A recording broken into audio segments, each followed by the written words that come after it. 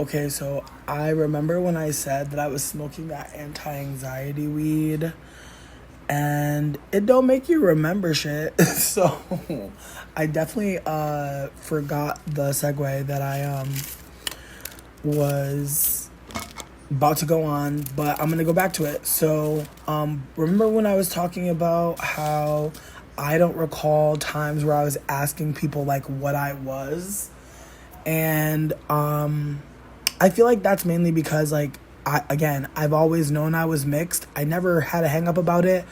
But when I was asked how I identified, I didn't realize that that was like a moment where people were trying to figure out like, do you like, I don't know if people are asking necessarily like, do you see yourself as black? But that is kind of the question, right?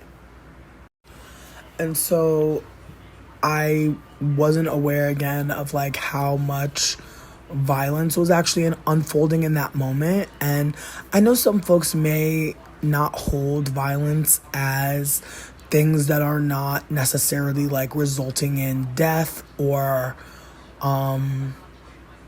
bloodshed, but there's many ways to harm and violate, and these are things that if they're not uplifted to you or taught to you, then it's kind of, you know, it's kind of hard for you to maybe grasp that like some things that we do, even though they seem to have no casualty, actually do. Like where we think our intention matters most, we're not focusing on impact.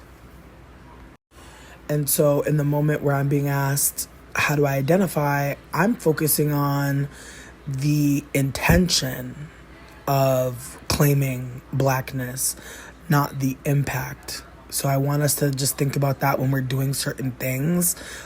We may have an intention, we may have a well-meaning idea, but we must really think about the impact of actually carrying it out way before we do it.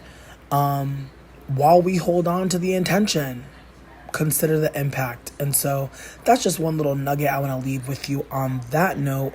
But yeah, I never really thought about it when people were asking me how I identify. I would just say I'm black, because I felt like that's what I felt like the right answer was. And I want to sit with that for a second because, the right answer really depends on who's asking.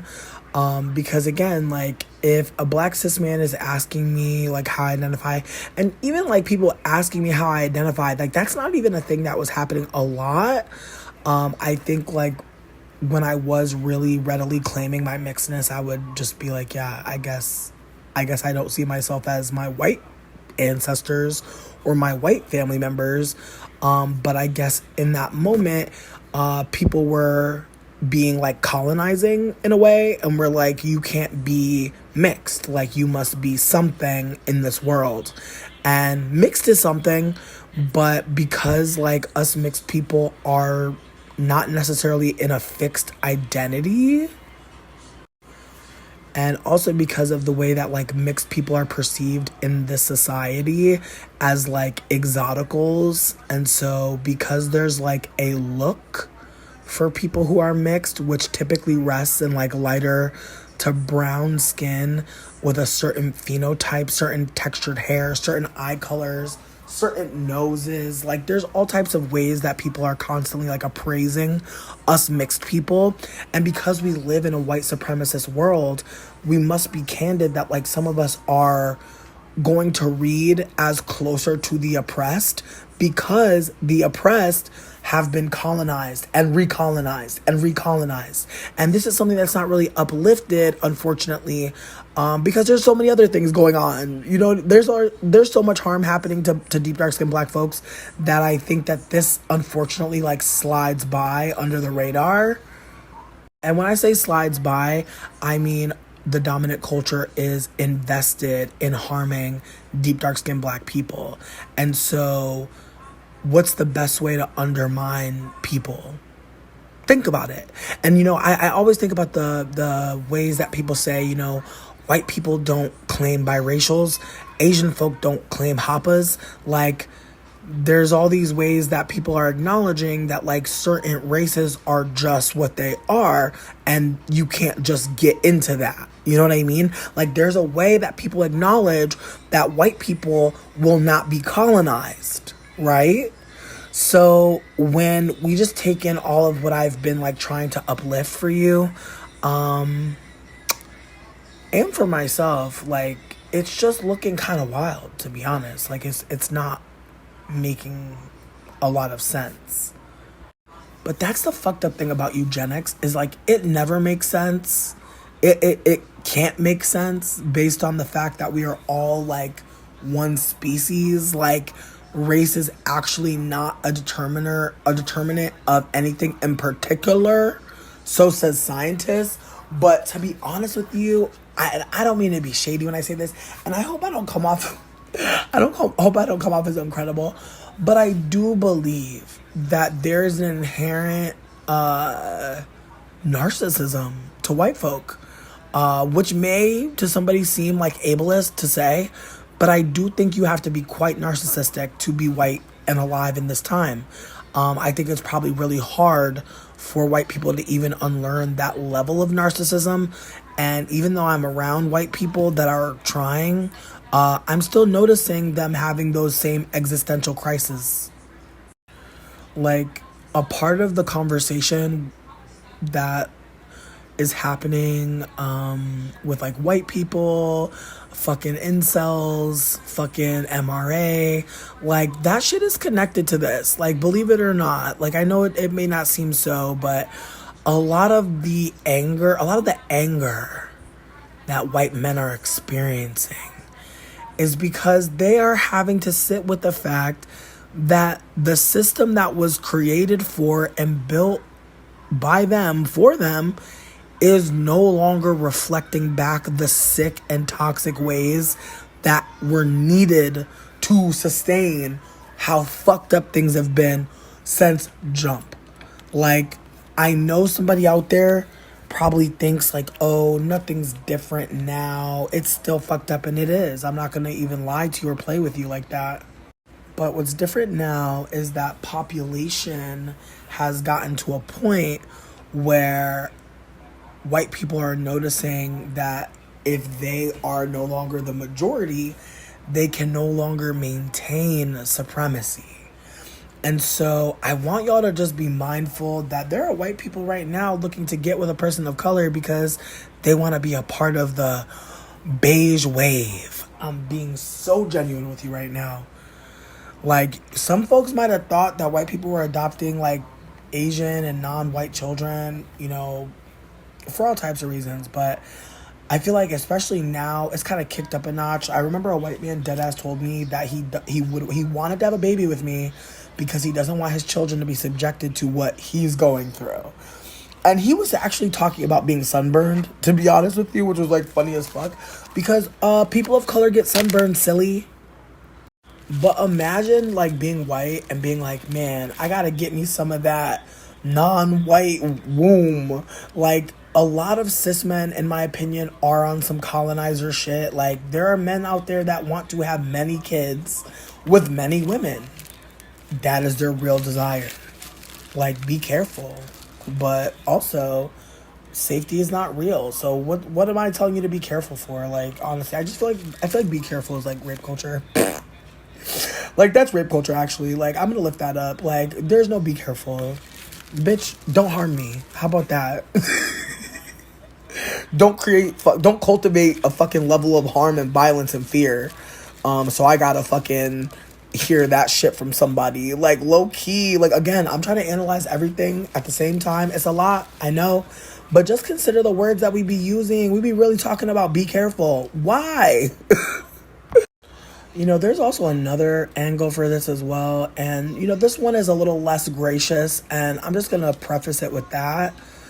But there's a part of me that does think that some black cis men may think that they are securing their supremacy over black people. And I know some folks might think that that's wild, but I find more often than not, it is the biracials with non black moms and black fathers are the ones that have the biggest identity crisis when it comes to being perceived as non-white. And I feel like because of that, and also because of our proximity to a white woman, and the privilege she cannot gift us, I think that that's a whole nother thing. Like, a white woman be giving her privilege to a white woman all the time. Like, there's always a matrix of power happening. And so, if you're a white person that's queer or trans or even disabled, and you're living with like able-bodied white people who are straight and cis, yeah, they're going to project some weird shit on you. Not all the time, not necessarily every person, but the oppressor can be really anybody. We are all capable of being the oppressor, and I think that that's one of the most important things I want to uplift, especially to us mixed people and us white people. We are really able to collaborate together to do a lot of harm to deep dark skinned people, and these are things, again, I would not have seen if I didn't listen, if I'm not listening to the deep dark skinned folks who are sharing this information about how we have taken over. I must also be mindful of the fact that, like, when I look around Hollywood, I look at the music industry, I just notice, like, how hard it is for us to really find deep, dark-skinned people consistently in every genre, despite the fact that they're there, and making good money, being centered. Like, right now, when you think about deep, dark-skinned artists in the mainstream, I know somebody's going to want to say SZA, and, like, I'll hold that SZA is a deep shade of brown for sure. The most marginalized, no, but still, still a black woman. Definitely not trying to play her. But one thing that I do want to lift up is that SZA is just one person. Like, SZA is one person. And I know someone might say Meg, but Meg is brown skin. It's okay. Some people actually said that Meg is actually light skinned, but that's a whole nother thing. Like, I remember asking people what color Barack Obama was, and some people said that he was a deep brown, and I thought that was very interesting. Because you look at his children, you look at his wife, like, clearly, like, he is just a degular biracial, who maybe has, like, yellow undertones, but I would say, for all intents and purposes, that is a Golden Grams, maybe a German chocolate, maybe a little undertone of green, because some people got a green undertone, so he got a little green undertone, but other than that, and so I'm not trying to like get into tones and shades and stuff like that. But I will say this. The most marginalized do not have to ask if they are deep dark skinned. That's all I'm going to say. If you are going to ask somebody, anybody, if they would consider you deep dark skinned, then you're probably not the most marginalized. The most marginalized know who they are. Now, again, colorism does happen to deep dark skinned people. But that does not mean that there's not like folks who are right up there on that cusp that may or may not have experienced some trauma around pigmentocracy. And so with that being said, I'm not trying to get people to be like, oh, well, if I'm not experiencing this trauma, then I'm not black. Like, no, that's not what's being said. What I'm saying is there are folks experiencing trauma in a very specific type of way. The deepest, darkest shade, the most marginalized, usually never gets their shade in makeup. Now, there are some of you who say it's hard to find your shade. But is it a situation where you never find a shade or shades that can be mixed to create your shade? Just think about that for a second. There are folks who are the deepest, darkest shade and are having to go without or get called names because the makeup that's available was not available in their undertone. And that's the thing. A lot of makeup caters to mixed people. Period. Mixed and white. That is just the truth.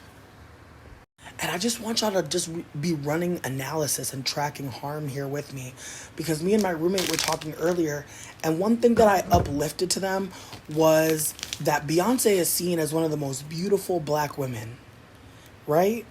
And I know in the past I've made some comments about Beyonce, and I don't want to get dragged, so I'm going to just keep it a buck. I've definitely said things about Beyonce that in retrospect was me hitting the fact that like they are a mixed person in black spaces, you know, taking on some, you know, traumatic identity. I really didn't have any negative critiques about Beyonce until she dead ass laid on a car that was depicting Katrina, like being sucked underwater, a city just in ruin. That was fucking alarming for me. That midnight snack after a midnight session with your rose just fucking mwah. That shit is almost as good as eating when you're fucking drunk. I swear to God, I still be having my eyes closed. I be feeling like Keith Lee in this bitch. Okay, I'm getting back to Beyonce. It was jarring for me, first of all, because Katrina, like, Hurricane Katrina hitting New Orleans was not just devastating when it happened. Excuse me, the city is still not recovered. There are still numbers on houses that signify how many people are dead inside. There are still, excuse me, whole buildings destroyed, just sitting there blighted. Like, the city honestly has been gentrified over and over and over again. In just a short amount of time I was there, I went to New Orleans 5 years post Katrina, and then I went back again 7 years, and then 10 years post Katrina. So I've been there a few times, lived there a few times, and every time I lived there, I saw other parts of the city that were still trying to get back on their feet. And so to see Beyonce literally in the middle of what seemed like, you know, the devastation of Katrina, like, recreated, that shit was weird as hell. I don't, like, that's the shit that makes me wonder, like, who's on her team. Honestly, it's shit like that makes me wonder who's on her team. Because that, I'm pretty sure, was on the Lemonade album, right? The Lemonade album was the album that had the light-skinned people on the porch. That shit was wild too. But and that porch scene is even wilder in retrospect, because it's like we've always known that Beyonce was mixed. Like, it's always been public knowledge. But again, like, us mixed people, it's almost like, I don't want to say an option, but it's something that I feel like has seemingly made people comfortable in the past. But my thing is this: I feel like there's mixed people that, you know, they claim blackness and they're like, oh, you know, I'm not gonna claim mixed, that's, you know, extra or whatever. And like, I'm not gonna lie, like, that is literally why I did not claim mixedness. Especially like once I started to claim my blackness, I was like, why would I be self-exotifying? Like, that's really genuinely my energy. It was never like, oh, I'm trying to pretend, I'm trying to be a Rachel Dolezal. Like, it was never that. I promise you, it was more like, I just felt like when I said, like, you know, not obviously, but when I said, yeah, I'm, you know, I identify as black, like, it just felt like vibes, there were good vibes. I'm gonna be honest with you. It felt like good vibes, and I was like, okay, word. But in retrospect, now I know intention versus impact. Like, it was good vibes for me, bitch. That was a personal good vibe. That was not good vibes for everybody else. And like, I remember when I first started online, like people would like ask me all the time, like, what I'm mixed with, and I would just be honest about it. But then at some point, I just started being like, bitch, I'm black. Again, because I felt like, oh, damn, am I doing the thing that, like, because, you know, there is a critique out there, and I want to unpack it a little bit. I'm going to get back to Beyonce, I promise you. But there's a critique out there that there are people who quote unquote try to claim mixed, but they're not. And it sucks, because it's like, people can be mixed and still have phenotypes that, you know, seem black. are reading as black. That is a thing. That is a thing. There are mixed people that are not looking necessarily mixed. But we have to just be candid again. Like, that's not on anybody to figure out. That's not on anybody to stumble upon. We just need to be candid. And I also want to say, like, looking mixed is so many looks. Mixed people are many looks. Okay? It's not black people that have many looks. And I really feel like that is the thing that I really want to not necessarily leave you with, but something that I want to lift up. That, like, you know, there are so many mixed people that look so many different ways. And, you know, unfortunately, people do only see mixedness as someone with a light eye, light skin, and 3C curl. Like, unfortunately, like, mixedness is only uplifted in a certain lens. And so even though there are so many mixed people that are still deep dark skin, the most marginalized are not uplifted. And so even mixed people who are deep dark skin are not uplifted unless they have perhaps blonde hair, they have perhaps light eyes, they're exceptionally thin, exceptionally tall, conventionally attractive, the hair texture is slightly looser or perhaps very loose. I actually read a quote that said, like, as soon as someone uplifts a deep dark skinned person as beautiful, it is like a reminder of, like, all the things that have to be coming together for the most marginalized to be uplifted. And it makes me think of, like, models that are, like, shaved bald and have, like, really deep dark skin that's, like, glossed, and, like, there's, like, seemingly an over desiring of a certain look for deep dark skin black models that is just not being held across the board. Like, a lot of times when I see deep dark skin models, like, they oftentimes are not given any hair, there's minimal makeup, like, there is this there's something going on there, you know what I mean? It's like, it's almost as if it's saying, like, deep dark skinned people can be beautiful, but they must be, like, 80 pounds, 6'2", you know, perfect skin, wide eyes, small, like, I don't want to say small features, but, like, features that are conventionally attractive or certain phenotype. And then you look at, you know, black movies, black TV shows historically, and almost without fail, you see a lighter skinned or obviously mixed woman as the black love interest. And that is not a coincidence. Like, eugenics takes help. And as I've been also trying to uplift, like, there are a lot of black cis men who simply want to be white cis men. They're not able to decolonize their minds. And the truth of the matter is, no man could ever decolonize his mind alone. The fuck? That's how we got here. That is how we got here. This is the colonized dream, bitch. This is the dream that they wanted. Cis men were happy with this.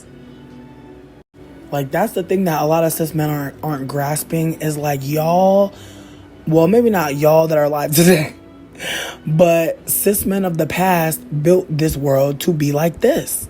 This is what they wanted the world to be.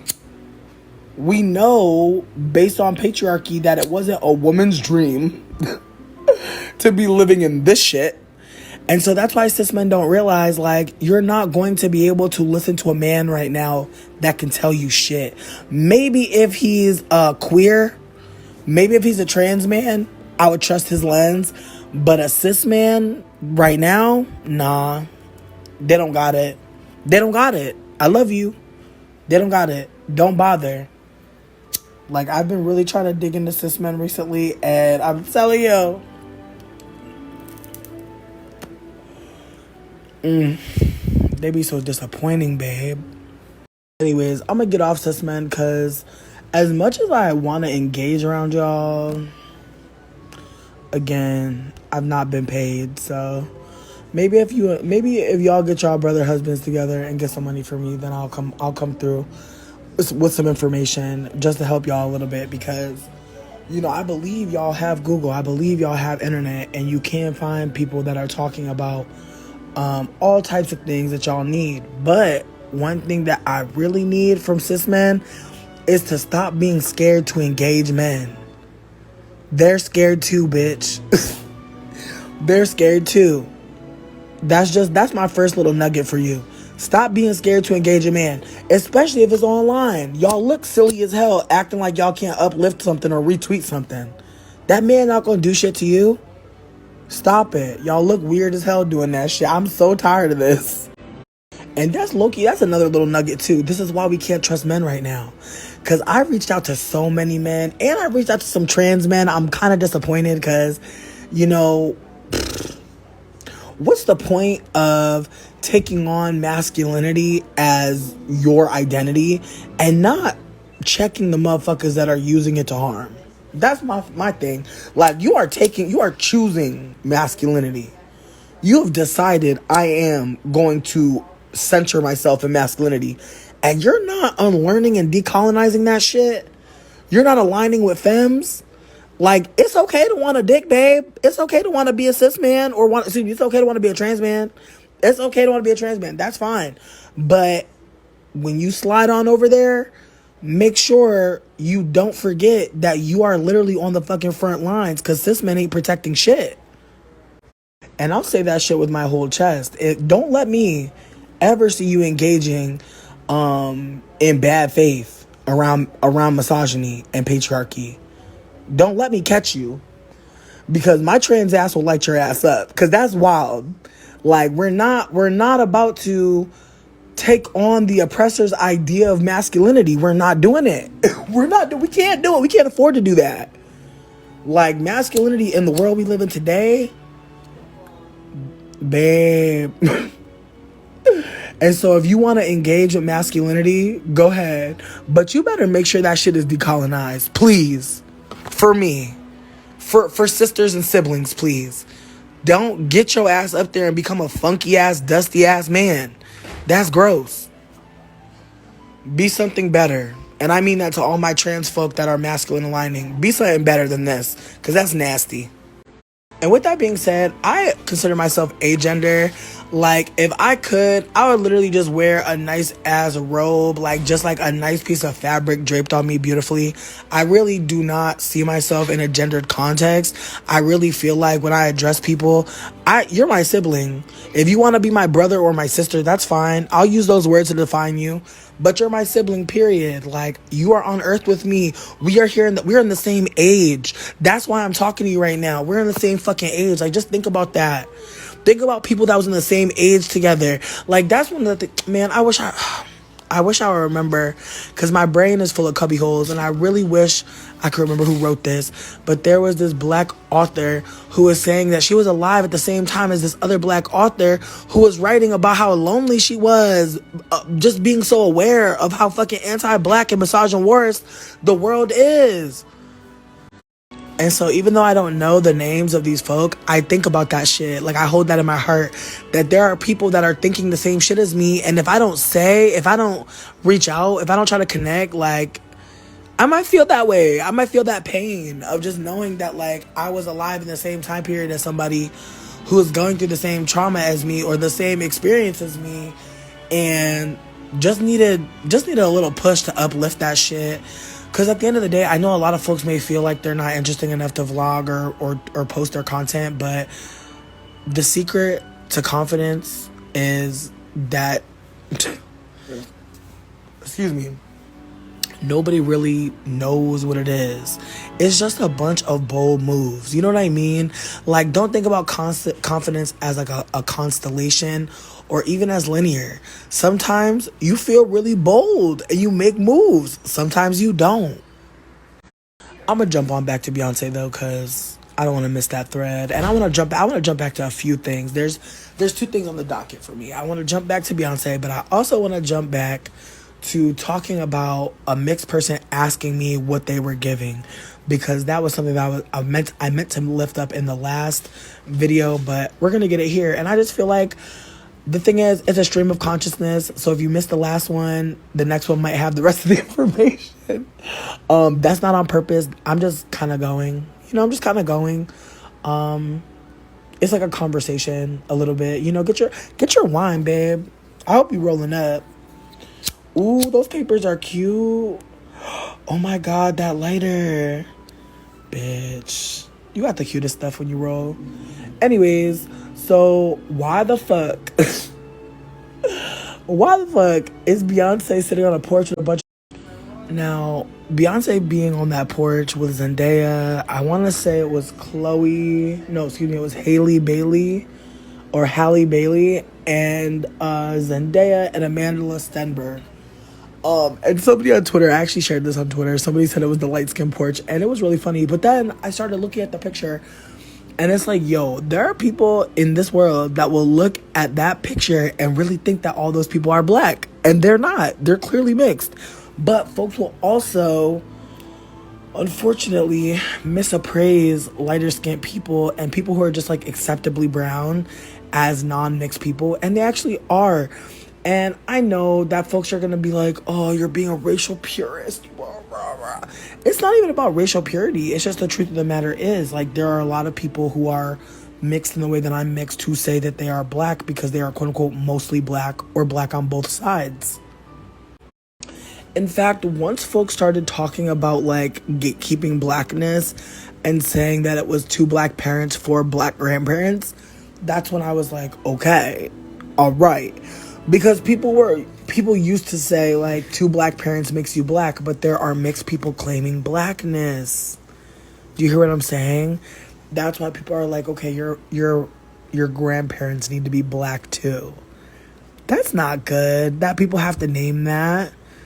Because that means that us mixed people have been encroaching so much that people are now creating new terminology. People are calling black people with 4 black grandparents, 2 black parents, monoracially black. And I have no critiques on that. I just wanted to say that it's fucked up that folks have to create new terms to let you know that this is a black person, that they're not mixed, that they are black. But again, that goes back to, as I said, there are a lot of black cis men who are urging people to claim their blackness. And there's a part of me that feels like, it's a desire, as I said earlier, to maintain position over black people, because it is rare that you'll see a light-skinned man of mixed descent be able to say, like, I am a black man. It is rare. There are black men that will check that. And so the gatekeeping around black masculinity and black maleness is just not held the same.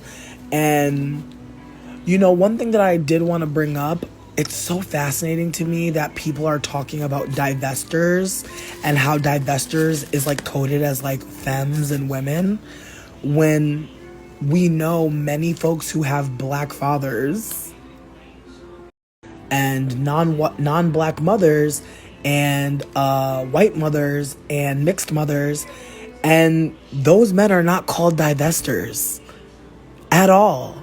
Like, don't get me wrong. People do check black men who date white women. There are people who will not date black men who date white women.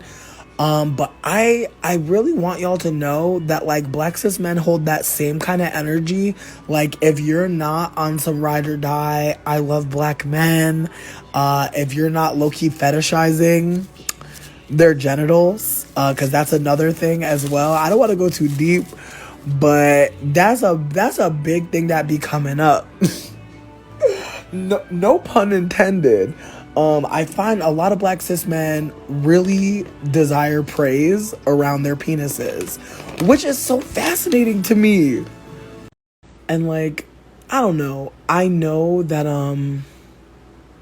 in the past I used to be like laughing at like non-black folks who were like really like just entranced by black penis. I'm gonna just be real with you. Like, I'm not ever going to degrade any black person and like boil them down to their body parts, but that is a consistent thing that black cis men lift up in conversation.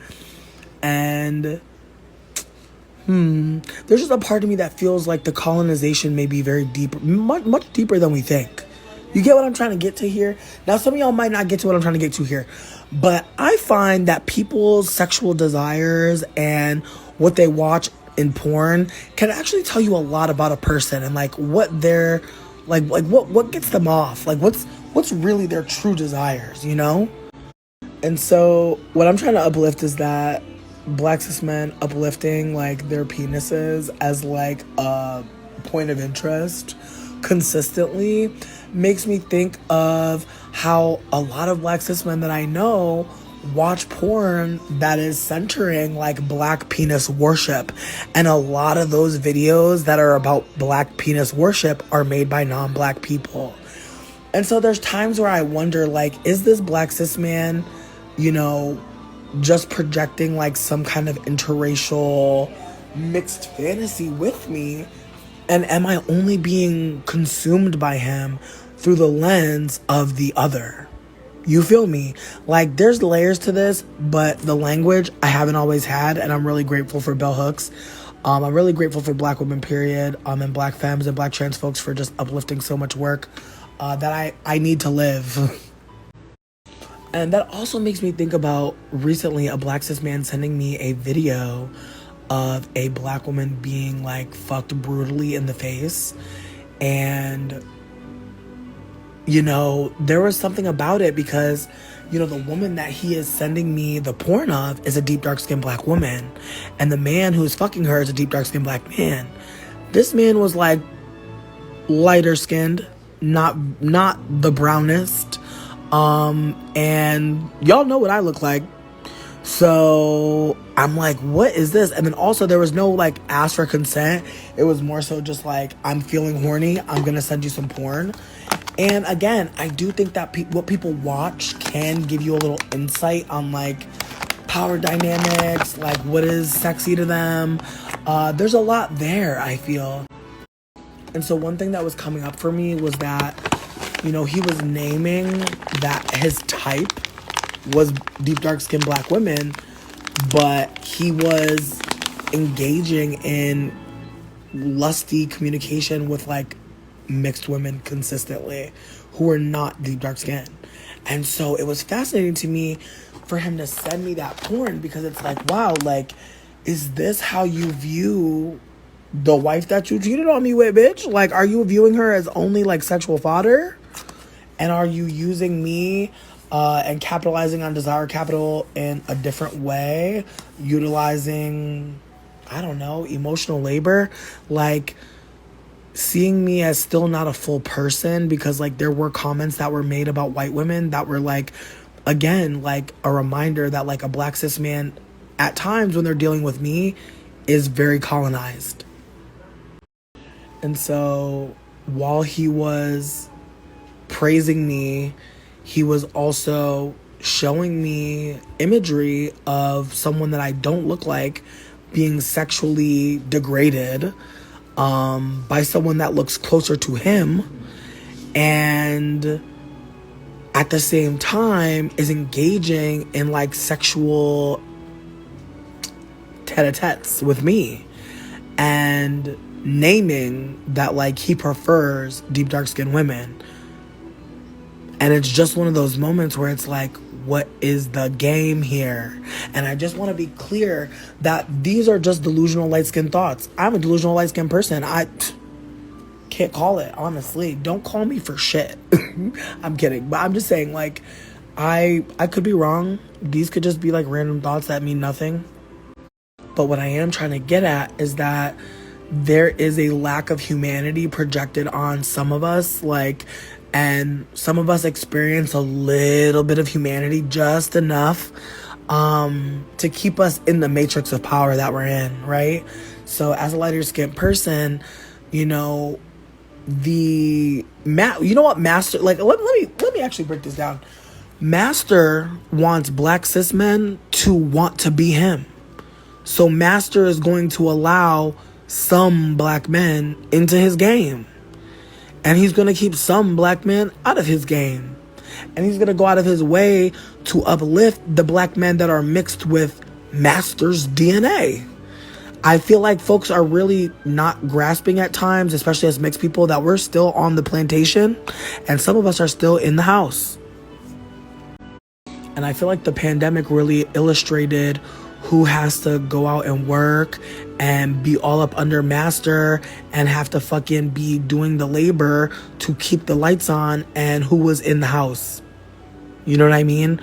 Literally, who got to be in the house, who got to extract capital from the internet, extract capital from all types of ways. Like, I just want folks to really track like how things are going around them, and the tones and the colors of people that are doing what labor and where they're seen.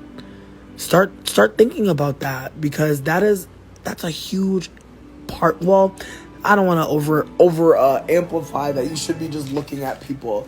You should be acknowledging deep dark skinned people in their labor, whatever the fuck they do, tipping them, sharing with them, just because you know what you know now. Okay, I'm going back to when I had a mixed person ask me what they were giving.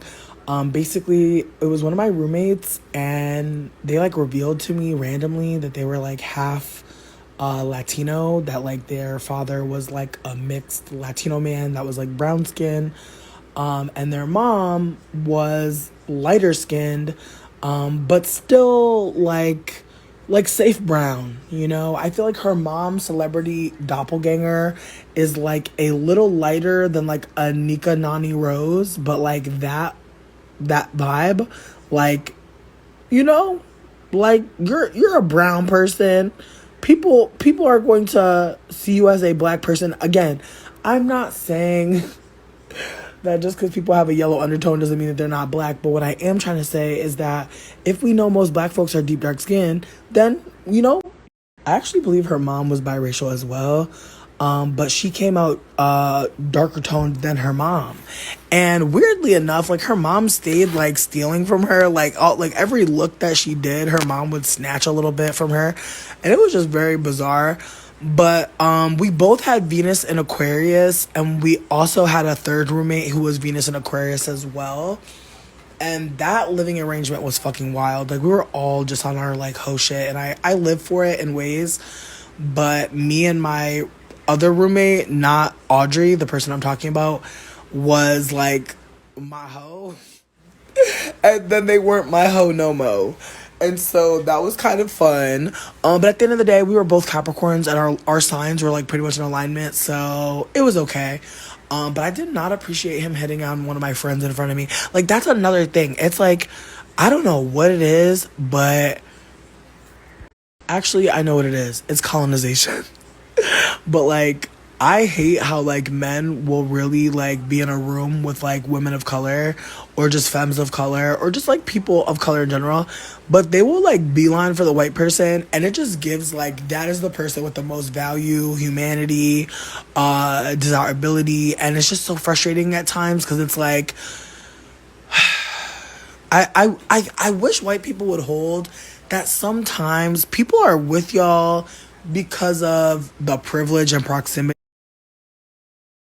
to resources. Like, sometimes it's not even y'all. Like, I'm not trying to be rude when I say that, but sometimes I notice like there's a desire to be quote unquote kept, and I'm just gonna let that rest. And so I feel like there's times where like I'll just notice like a man is actually trying to get kept, and that is why he's going after a white woman. This is not to say that if someone dates someone white that I would never date them, because I feel like that's a weird politic to have when you've dated white people. But with that being said, I do think that like if you're dating white people and you never date people of color, I probably would pause on you. And I can understand people pausing on me. Like, when I really think about it, I've like dated officially literally one black person, and they definitely had admixture. They were definitely lighter skinned, and Yeah, it's mostly been Caucasians, to be real with you. And I feel like I want to lift up that, like, it's not, I feel like dating isn't one sided. But for a while, I did treat it as such. Like, I was really only entertaining people who were hitting me up. Because, bitch, low self esteem. Like, I really feel like that's what it was. Like, I just didn't know how to reach out. I also want to hold space for my autism because I just want to like paint a little picture of like how awkward I am. I had a crush on this boy named Josiah for a mad long time. I still think about him sometimes, bitch. For real. Anyways, so I had a hella crush on him. He was older than me, but he was in my math class or my science class because he had flunked his junior year of science. I had to do that shit again. And one day he invited me to his house, bitch. And I want to say that, like, it was like he had a doctor's appointment or something or a dentist appointment. And so he, like, left in the middle of school. And so he told me, like, what bus to take to, like, go to his house. And I was, like, shook. And bitch, I remember taking the bus to his house, and his house is like literally across the street from the bus stop. And I remember like going like into the woods, like across from his house, and just looking at his house for like 10 minutes. And I had bubble guts, and I was like, I was so scared. I was like, what do I do? Like, how do you knock on the door of your crush? Like, again, I was just trying to figure out like what I would do. Like, I was trying to practice in my head, like, hello, hi, how are you? Like, I was just like I was trying to figure it out. And so randomly I just go for it. And I remember like sitting in his room, and his room was big as fuck. Yo, white people be having big ass rooms, dog. Whoa. He had like a fucking I can't even say it any more emphatically. His room was gigantic. He had like a fucking music studio and shit in there. It was wild. And at some point he like played this like he played Stellar Incubus. Okay?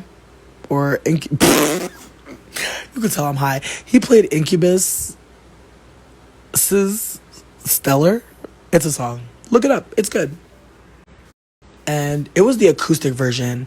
And I don't know about you, bitch, but if you're like me, a Capricorn, a song analyzer, I'm obsessed with lyrics. Like, give me some good lyrics. I'll eat it up. But that song at that time, and nothing happened. We didn't kiss. We didn't hold hands. We just chilled. It was very, like, wholesome. But, like, it's just funny because, like, we never did it again. It was just, like, But then there's a part of me, low-key, that was, like, damn, I wonder, like, if he knew that I was attracted to him. But also that, like, I don't know, maybe he projected onto me that, like, I was going to be, like, more sexual or something. I don't know. But I genuinely was, like, just saying. But in the end, bitch, he ended up marrying a fat bitch. And I was like, yo, you miss all the shots you don't take. Or whatever the fuck. But I'm not gonna lie, that shit hurt me in my soul a little bit. Because I was like, damn, he wanted me. He was telling me in the song. But also, like, I don't know. I feel like between me and you, I feel like that was the precursor to like the Netflix and chill era. Like the idea that like I'm supposed to know that if you put a movie on, I'm supposed to like let you diddle me and like rub on me and shit. Like, I'm not gonna lie, like becoming sexual in our society has been jarring and alarming. I'm not gonna go too deep into it, but just the idea that like any of us had to figure it out, like, that's so bizarre.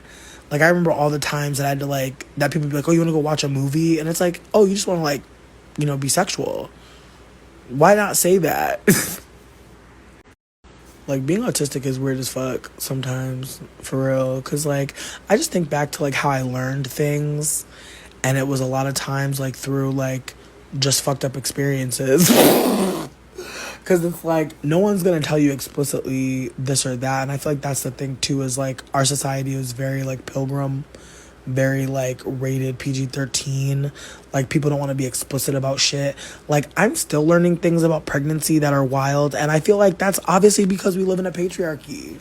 Like, there should be nothing nothing should be mystifying about anybody's bodies. But for some reason, Anyways, I keep on getting off my topic. Anyways, Audrey was a brown skin femme. They had mixed lineage, but they still asked me like, do I look mixed? And I'm not gonna lie, in retrospect, you know what? I'm not gonna retrospect. I'm gonna finish the thought, promise. So Audrey asked me if she was looking mixed, and I told her like, you look black. And I didn't think that was a mean thing to say. I didn't think it was an inaccurate thing to say also, but I didn't think it was something that would hurt her feelings. And the way that she looked at me, like, she just looked so sad. And in retrospect, I wish that I could have said you look mixed, like, you know, but at the same time, I feel like there's harm happening there to, like, you know, brown skinned people who are mixed. Like, you know, people really do invalidate their mixedness because there are people who are admixed who are not claiming their mixedness. And, you know, I'm one of those people who are like not claiming their admixture so that like we can raise the truth for deep dark skinned people who are black, and also the truth that like not all of us are black just because we have 3C, 4A, 4B hair. Like, that's not the case. But I'll never forget her face. And there were times where I felt like she was being anti-black. Like, I remember I was talking about just like all the killing of black folks like that were happening during, like, not even happening during, like, still happening, but like, you know, right around the Michael Brown time. And I remember clear as day her being like, oh, I can't wait till I go to Bali. I'm not gonna worry about any of this shit. And I'm like, what? And I just feel like at that moment I was like, oh, like I just was like, oh, I think you may be a little too colonized for me, friend. Because that's a wild response. But in retrospect, I mean, it's on par with how mixed people feel when they're not necessarily wanting to be seen as black. Like, they're not socialized in the uplifting black cis men over everything shit. And I think that's another layer of something else, that like there are black cis men who are like trying to gauge based on who you dated, based on how you're talking to them about themselves. Like, are you the ride or die? Are you in love with black men and or black peen? And it's just a wild round of questioning that some black cis men engage in. And you know, and that's another level too, or another layer, is there is a socialization that a lot of black women and femmes go through where they're kind of like urged to keep creating black people, urged to create black people with black men, while black cis men are not urged the same way. And dating out is a huge thing for black women. Because again, if you're socialized to only see black cis men as your, you know, obvious equal or your obvious companion or partner, then, you know, black cis men kind of feel like they have a guaranteed yes. And I think that that's something that I've heard black cis men say as well in different, you know, content. I actually think For Harriet did a really cool video about like black women and like dating apps. I could be wrong, but I want to say that that was the truth. I could be really wrong though, but from what was gleaned, the scientist was like, black women need to date out more so that black men can engage with black women who are being competitive in the dating arena. Which I find really funny that that was the conclusion they came to. Mainly because like there are a lot of like black women who are tapping into their queerness, tapping into their curiosity. And a lot of black women are actually marrying black women and adopting black children and raising black children. And that is a thing that is happening. That has been happening. So many thoughts popped into my head. I had to like redo this whole slide. But things that just came up for me were black cis men thinking that they're creating more black people, but really are creating mixed people who do not have the same politics around blackness that black women do. And I think that that perhaps is the desire to bring in mixed women, to say, claim your blackness, so that you can also be socialized into the thinking that you need a black cis man to create black love and create black people. That could really be low-key the thing. And again, I'm not necessarily trying to figure out what's going on in the black community. I'm just more so trying to offer some context, because if I've been in the community and I didn't belong there and people were, I don't want to say allowing, some folks were being coerced. Some folks were being, honestly, treated as captive maternal.